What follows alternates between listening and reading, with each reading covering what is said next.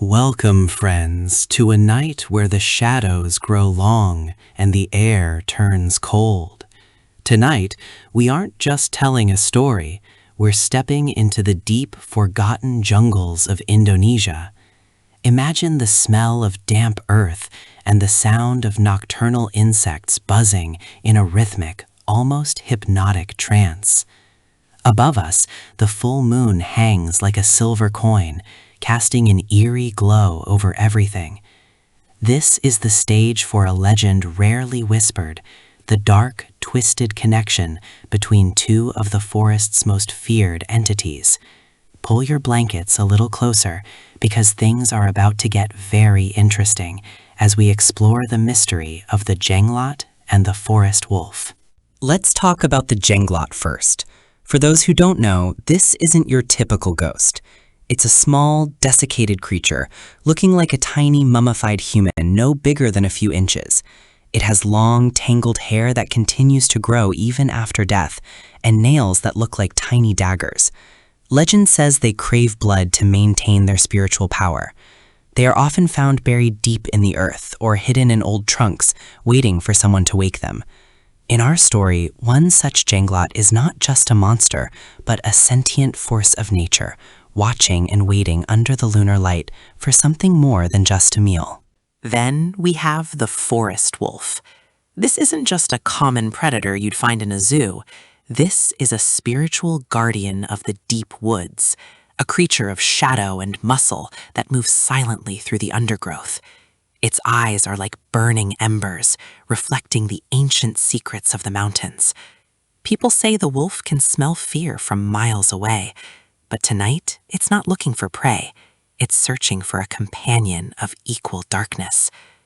The wolf represents the raw, animalistic hunger of the forest, a perfect counterpoint to the refined, ancient malice of the Jenglot. Can you imagine these two forces meeting in the dead of night? As the moon reaches its highest point, the atmosphere in the jungle shifts. The birds stop chirping, and even the wind seems to hold its breath. This is the moment where the veil between the physical world and the spirit realm is at its thinnest. The Jenglot begins to stir from its wooden prison, its tiny red eyes flickering to life. It senses a presence, a vibration in the ground that only it can feel. Far away, the forest wolf lets out a low, guttural howl that vibrates through the trees, signaling the start of a meeting that has been prophesied for centuries. This is where our dark romance truly begins. The encounter happens near a sacred moss-covered shrine deep in the heart of the woods. The Jenglot perches on a branch, its small frame shadowed by the massive leaves of a banyan tree. Below, the forest wolf circles the shrine, its tail low, showing a rare sign of respect. There is no violence here, no struggle for dominance. Instead, there is a strange, silent understanding. They are both outcasts, both feared by the living, and both bound by the same lunar cycle.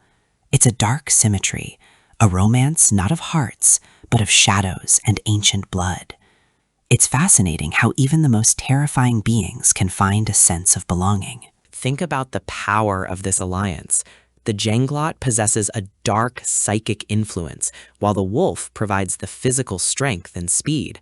Together, they become an unstoppable force of the night. In Indonesian folklore, such pairings are often seen as omens of great change.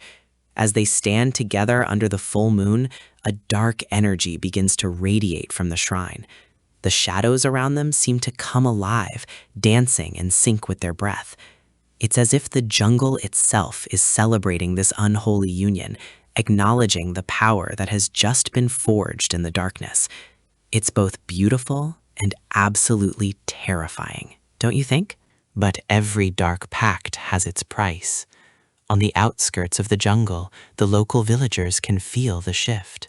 They lock their doors and light incense, hoping to ward off whatever is prowling in the dark. They tell stories of the Jenglot's thirst and the wolf's bite, but they don't know that tonight the danger is doubled. The duo isn't just looking for sustenance, they are reclaiming their territory. The flickering lights of the village seen from the ridge look like tiny vulnerable stars compared to the overwhelming darkness of the forest. The boundary between civilization and the wild has never felt more fragile. Now the hunt begins, but it's not a hunt for flesh, it's a hunt for essence. The Jenglot and the wolf move as one, a blur of fur and ancient magic through the thickets. The wolf leaps over fallen logs with grace, while the Jenglot hitches a ride on its back, its tiny claws dug deep into the thick fur. They move with a singular purpose, heading toward the ancient ruins where the ley lines of the earth meet. The speed is dizzying, and the world around them becomes a streak of dark greens and deep blues. It's a masterclass in supernatural synergy, showing just how powerful these legends can be when they collide. At the ruins, a strange ritual unfolds. The Jenglot begins to chant in a language older than humanity, a series of clicks and whistles that echo through the stone pillars. The wolf stands guard, its growl keeping the lesser spirits at bay. As the moon hits its zenith, a beam of silver light strikes the center of the ruins, illuminating the duo. This is the peak of their dark romance, a moment of pure, unadulterated power. They aren't just creatures anymore. They are the manifestation of the forest's hidden soul. The air crackles with static, and the very ground seems to moan in response to their presence. As the night begins to wane, the intensity reaches a fever pitch. The bond between the Jenglot and the wolf has been sealed. They have shared the moon's gift, and in doing so, they have ensured their survival for another century. The horror here isn't just in their appearance, but in their permanence. They are part of the landscape as much as the trees and the rivers. As the first hints of gray appear in the eastern sky, the energy begins to dissipate, leaving behind a silence that is even louder than the ritual. It's a reminder that even in the darkest corners of our world, there is a complex, albeit frightening, order to things. The sun starts to peek over the horizon, and our protagonists must retreat. The Jenglot returns to its slumber, its red eyes fading back to a dull wooden brown. The wolf slips back into the deepest shadows of the cave, its form blending perfectly with the rocks. The jungle returns to its normal state, but the villagers know something has changed. The air feels heavier, and the legends feel a little more real today. This dark romance, this alliance of the night, remains a secret shared only by the moon and the trees. It's a chilling thought, knowing they are still out there, waiting for the next full moon. Thank you for joining me on this journey into the dark heart of Indonesian folklore. The story of the Jenglot and the forest wolf reminds us that the world is much bigger and more mysterious than we often realize. If you enjoyed this dive into the supernatural, make sure to let me know in the comments. What other legends should we explore? Don't forget to like and subscribe for more updates and more chilling tales from around the world.